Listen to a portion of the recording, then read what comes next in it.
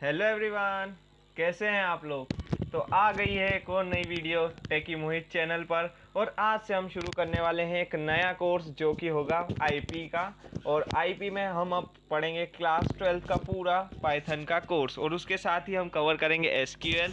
SQL के बाद हम कवर करेंगे और भी बहुत सी चीज़ें हैं, जैसे कि हमारे आईपी में लास्ट में कुछ थ्योरेटिकल क्वेश्चंस के लिए कुछ चैप्टर दिए हुए हैं, वो भी हम पूरा कवर, मतलब टोटल सिलेबस अब हम कवर करने वाले हैं हमारे चैनल पर। तो आपका फिर से स्वागत है मेरे चैनल पर। और आप है अभी चैनल टेकी मोहित पर, और मेरा नाम है मोहित आशीर्वाद, जैसा कि आप पहले से जानते होंगे। और आज से हम शुरू करने वाले हैं एक नया कोर्स जो कि होगा क्लास 12 आईपी का। ठीक है, तो आज के कोर्स में हम सबसे पहले आज देखने वाले हैं कि आज हम शुरुआत जो करेंगे वो करेंगे हम पांडास 1, यानी कि पाइथन की एक और नई लाइब्रेरी से आज आपका इंट्रोडक्शन मैं करा दूंगा। ठीक है, पांडास क्या है इसके बारे में जो जानकारी है उसमें से मतलब हमारा ये जो पांडास 1 चैप्टर है, ये अभी डिडक्टेड सिलेबस के हिसाब से भी हमें ये पांडास 1 चैप्टर पूरा पढ़ना है। हमारी आईपी की बुक में पांडास 1 जो चैप्टर है वो चैप्टर हमें पूरा पढ़ना है, उसमें से कुछ भी डिडक्ट नहीं हुआ है। ठीक है, तो इसीलिए मैं भी यहाँ पर कुछ भी नहीं छोड़ूंगा, इस चैप्टर में हर एक चीज़ आपको कवर कराऊंगा। उसके बाद पांडास 2 में क्या क्या डिडक्टेड है उसके लिए हम एक सेपरेट वीडियो आपके लिए पब्लिश कर दूंगा। ठीक है, चलो अभी हम ये शुरू करते हैं ये वाली वीडियो को। तो सबसे पहले तो आज हम समझेंगे कि पांडास को यूज़ क्यों करा जाता है। ठीक है, पांडास का पूरा इंट्रोडक्शन लेंगे। इसके पहले एक मैंने वीडियो बना रखी है जो आपको आई बटन पे मिल जाएगी। आई बटन को क्लिक करिए, आपको वो वीडियो की लिंक मिल जाएगी। ठीक है, तो वो वीडियो किस बारे में है? वो वीडियो है हमारा इंस्टॉलेशन ऑफ पांडास लाइब्रेरी के बारे में। ठीक है, उसको इंस्टॉल कैसे किया जाता है उसकी पूरी डिटेल उस वीडियो में मैंने समझा रखी है। और अगर आपको कहाँ पर भी जहाँ पर भी एरर आती है, ठीक है, उसका भी मैंने वहाँ पर सॉल्यूशन बता रखा है। ठीक है, तो मतलब एरर का कोई चांस बचेगा ही नहीं। तो इसीलिए वो वीडियो आप देख सकते हैं और उससे पांडास लाइब्रेरी को अपने कंप्यूटर में इंस्टॉल कर सकते हैं। उस वीडियो में पूरी डिटेल है पांडास लाइब्रेरी को इंस्टॉल करने का। तो जैसे कि हम जानते हैं कि पांडास जो है वो किस लिए यूज़ होता है और उसका हमें इस साल क्या यूज़ है, तो वो सब अभी एक एक करके हम समझेंगे। ठीक है, सबसे पहले कि हम पांडास को पढ़ क्यों रहे और पांडास है क्या। ठीक है, तो पांडास क्या है? एक नमपाई जैसी एक लाइब्रेरी है, काय की? पाइथन की। किस चीज़ की? पाइथन लैंग्वेज की। नमपाई जैसे हमने पिछले साल पढ़ा था, बस वैसी ही एक लाइब्रेरी है। तो पांडास जो है वो एक्चुअली में पांडास पूरा नाम नहीं है, ये एक शॉर्ट फॉर्म है पैनल डेटा सिस्टम नाम के एक लाइब्रेरी का। ठीक है, पैनल डेटा सिस्टम, इसका एक ये शॉर्ट फॉर्म है पांडास। ठीक है, पाइथन पांडास एक पाइथन लाइब्रेरी है जो कि पैनल डेटा सिस्टम का शॉर्ट फॉर्म लिखा हुआ है यहाँ पर। ठीक है, अच्छा, पांडास जो है उसको वेस मकीनी ने बनाया था, वेस मकीनी नाम के साइंटिस्ट। ऑल्दो ये हमारे लिए इम्पोर्टेंट नहीं है इसको किसने बनाया था, हमें जो इम्पोर्टेंस है वो है कि हम पांडास को यूज़ क्यों करते हैं और पांडास क्यों यूज़ करना चाहिए हमें। ठीक है, तो बस हम वो उसी को समझना शुरू करते हैं। तो सबसे पहले जो पांडास है उसको तो आपको एक लाइब्रेरी की तरह वहाँ पर डाउनलोड करना होता है आपके कंप्यूटर में, जिसके लिए मैंने पिछले वीडियो में पूरा समझा रखा है। अब समझते हैं कि पांडास को यूज़ क्यों किया जाता है। ठीक है, वाई पांडास। तो पांडास के अंदर क्या क्या खूबियाँ हैं वो हम एक एक करके समझते हैं। यहाँ पे कई पॉइंट्स दिए गए हमारी बुक में। तो सबसे पहले तो कि पांडास एक बहुत ही ज़्यादा पॉपुलर लाइब्रेरी है किसमें? साइंटिफिक पाइथन इकोसिस्टम में। मतलब जो पाइथन का साइंटिफिक सिस्टम होता है, एआई वगैरह में जो यूज़ होता है, वहाँ पर आपको ये लाइब्रेरी बहुत ज़्यादा यूज़ करने को मिल जाती है। ठीक है, इससे डेटा एनालिसिस किया जा सकता है और बहुत से टास्क किए जा सकते हैं। तो वो टास्क भी अब हम समझते हैं। इट कैन रीड और right in many different data forms. तो ये बहुत से डेटा फॉर्म्स में रीड कर सकता है चीज़ों को, और इसके अंदर मैनिपुलेशन भी बहुत से डेटा फॉर्म्स में हो सकता है। तो सारे डेटा फॉर्मेट्स हमने क्लास 11th में कवर किए हैं।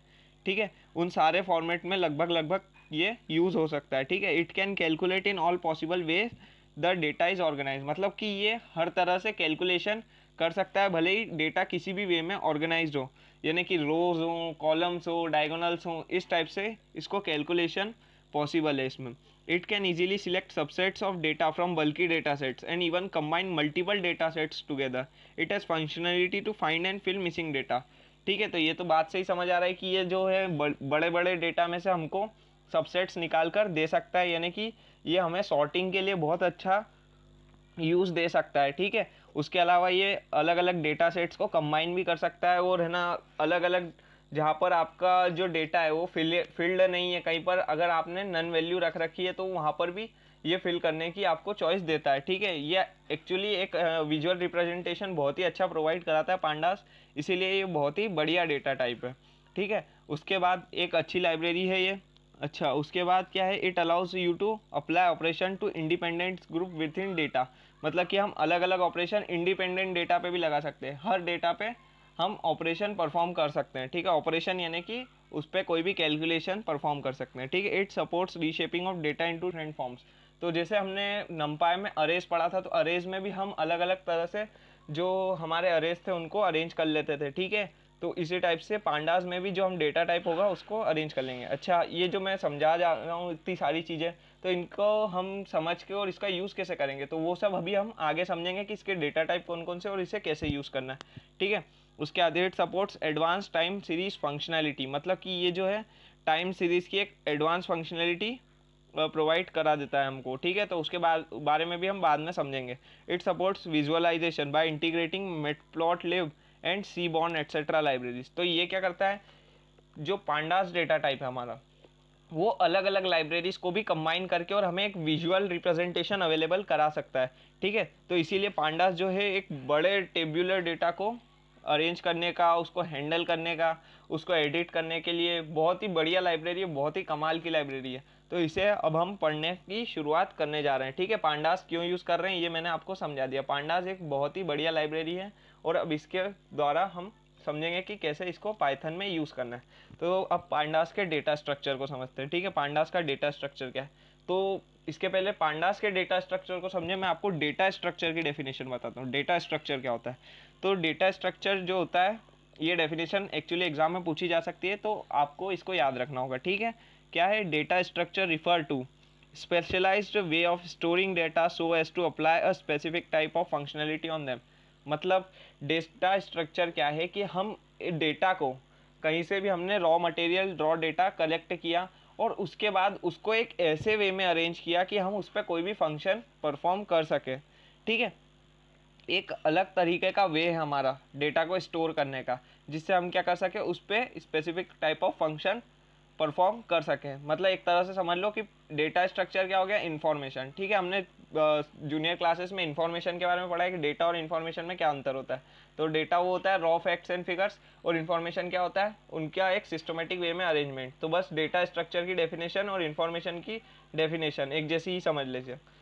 ठीक है, उसके बाद अब हम समझते हैं पांडास का डेटा स्ट्रक्चर क्या है। तो पांडास जो है वो हमें दो टाइप के डेटा स्ट्रक्चर प्रोवाइड कराता है। ठीक है, दो टाइप के डेटा स्ट्रक्चर मतलब पांडास में हम दो टाइप से डेटा को अरेंज कर सकते हैं। ठीक है, डेटा स्ट्रक्चर की डेफिनेशन समझ आई कि अरेंजिंग डेटा।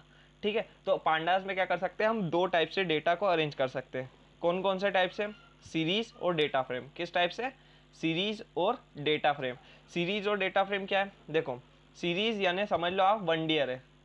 क्या समझोगे, सीरीज यानी 1D अरे। जो हमने वन डायमेंशनल अरेज पढ़े थे पिछले साल, वन डायमेंशनल अरेज जो हमने पढ़े थे पाइथन के अंदर, नमपाई के अंदर। ठीक है, बस वही सीरीज जैसा काम करते हैं, बस उसमें थोड़ा सा अंतर होता है, वो अभी हम एक एक करके समझेंगे। आने वाली वीडियोस में आपको बिल्कुल क्लियर होगा। आज का वीडियो थ्योरेटिकल वीडियो। ठीक है, तो सीरीज क्या होता है, 1D, और जो कि डेटा फ्रेम होता है वो होता है 2D अरे। ठीक है, बस यही है दोनों में अंतर। क्या होता है, सीरीज क्या होती है, 1D अरे जैसी होती है, और जो डेटा फ्रेम होता है वो 2D अरेज जैसा होता है। हालांकि इनको हम डेटा स्ट्रक्चर कहेंगे, अरेज नहीं कहेंगे। अरेज काय में होते हैं, हमारे नमपाई में। यहाँ पर series data structure and data frame data structure, arrays को हम यहाँ पर डेटा स्ट्रक्चर कहते हैं बस। और इसमें कुछ अंतर होता है, जैसे अगर नमपाई और ये सेम होता तो फिर हमें इसे अलग से क्यों पढ़ना पड़ता। इससे अलग से इसीलिए पढ़ना पड़ रहा है हमें क्योंकि नमपाई और इसमें एक अंतर है। क्या अंतर है, अब मैं आपको एकदम क्लियर करता हूँ। देखो, नमपाई में क्या होता है, नमपाई में हम डेटा को जब अरेंज करते हैं तो उसे कैसे ऑब्टेन करते हैं, इंडाइसेस से। इंडाइसेस यानी इंडेक्स नंबर से। ठीक है, यहाँ पर जब हम डेटा को अरेंज करते हैं, यहाँ पर जब हम डेटा को अरेंज करते हैं तो यहाँ पर इंडाइसेस का यूज़ नहीं होता, यहाँ पर यूज़ होता है हमारे इंडेक्स का। ठीक है, मतलब यहाँ पर हमें एक नया कॉलम मिल जाता है इंडेक्स नाम से। यहाँ पर नया कॉलम मिलता है इंडेक्स नाम से। अभी हम जब सीरीज क्रिएट करेंगे, जब डेटा फ्रेम क्रिएट करेंगे, तो आपको बिल्कुल क्रिस्टल क्लियर हो जाएगा कि क्या होता है हमारा इंडेक्स। ठीक है, तो अभी तो ये समझ लो कि सीरीज क्या होती है, 1D और 1D डेटा स्ट्रक्चर, और डेटा फ्रेम क्या होता है, 2D डेटा स्ट्रक्चर। ठीक है, दो डायमेंशन का होता है। अब सीरीज और डेटा फ्रेम में एक यहाँ पर छोटी सी टेबल बनी हुई है जिसमें इसके बीच में अंतर दिया हुआ है। तो ये आपको एग्ज़ाम में पूछा जाने वाला क्वेश्चन है और इसीलिए ये क्वेश्चन एक इम्पोर्टेंस रखता है। तो चलिए देखते हैं क्या क्या अंतर है इनके बीच में। तो सबसे पहले तो सीरीज़ और डेटा फ्रेम का सबसे पहला अंतर मैंने समझा दिया डायमेंशन के हिसाब से, कि सीरीज़ जो होती है वो 1 डायमेंशनल होती है और डेटा फ्रेम 2 डायमेंशनल होती है। तो ये एक बड़ा अंतर है इनके बीच में। फिर दूसरी बात क्या, कि यहाँ पर डेटा का जो टाइप है जो इन दोनों में फिल किया जाता है वो अलग अलग हो सकता है। कैसे, यहाँ पर जैसे सीरीज़ जो है उसमें होमोजीनियस डेटा भरा जाता है। कैसा डेटा भरा जाता है? होमोजीनियस, मतलब कि जो एलिमेंट है, जितने भी एलिमेंट हम सीरीज़ में दे रहे हैं वो सब एक ही डेटा टाइप के एलिमेंट्स होने चाहिए। समझ आई बात? वो सब एक ही डेटा टाइप के एलिमेंट्स होने चाहिए। मतलब अगर आप सीरीज़ में लिस्ट दे रहे हो तो सारे एलिमेंट लिस्ट डेटा टाइप के ही होने चाहिए। ठीक है। दूसरा, आप अरे नहीं दे सकते सीरीज़ में, मतलब आप मिक्स नहीं कर सकते डेटा टाइप्स को। ठीक है। ये वहीं डेटा फ्रेम की बात करें तो यहाँ पर आप अलग अलग डेटा टाइप्स के ऑब्जेक्ट भी भर सकते हैं, यानी ये एक हेट्रोजीनियस डेटा स्ट्रक्चर है। कैसा डेटा स्ट्रक्चर है? हेट्रोजीनियस। तो होमोजीनियस और हेट्रोजीनियस में अंतर क्लियर हो गया। सीरीज़ और डेटा फ्रेम, सीरीज़ क्या होती है? होमोजीनियस डेटा स्ट्रक्चर, और डेटा फ्रेम होती है हेट्रोजीनियस डेटा स्ट्रक्चर। फिर म्यूटेबिलिटी की बात करते हैं। बस ये तीसरा अंतर, आखिरी अंतर है इनके बीच में, कि जो म्यूटेबिलिटी है। म्यूटेबिलिटी क्या होता है? म्यूटेबल यानी होता है कि आप अगर आपने ये एक बार क्रिएट कर दिया तो उसके बाद आप इसमें मैनिपुलेशन कर सकते हो कि नहीं कर सकते हो, बस वही होती है म्यूटेबिलिटी।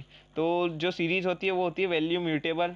ठीक है, मतलब कि उनकी वैल्यूज़ चेंज की जा सकती है। तो डेटा फ्रेम में भी ये किया जा सकता है। ठीक है, डेटा फ्रेम भी होता है वैल्यू म्यूटेबल। ठीक है, तो ये एक सिमिलरिटी हो गई उन दोनों के बीच में। क्या कि वैल्यूज़ जो है उनके जो हमने पांडास में वैल्यूज़ डाली हो वो म्यूटेबल होती है, मतलब उनको बदला जा सकता है। बट यहाँ पर अंतर क्या है सीरीज़ और डेटा फ्रेम की म्यूटेबिलिटी में, कि वो साइज़ इम्यूटेबल और साइज़ म्यूटेबल होती है। मतलब सीरीज़ जो होती है वो साइज़ इम्यूटेबल होती है, यानी कि जो साइज़ है सीरीज़ का वो अगर एक बार बना दिया हमने, एक बार मैंने एक लिस्ट बनाई कितने एलिमेंट्स की, मान लो 5 एलिमेंट्स की, और वो डाल दिया मैंने सीरीज़ में, तो वो जो सीरीज़ है अब वो सिर्फ 5 एलिमेंट्स को ही कंटेन करेगी, उससे ज़्यादा उससे कम नहीं कर सकते।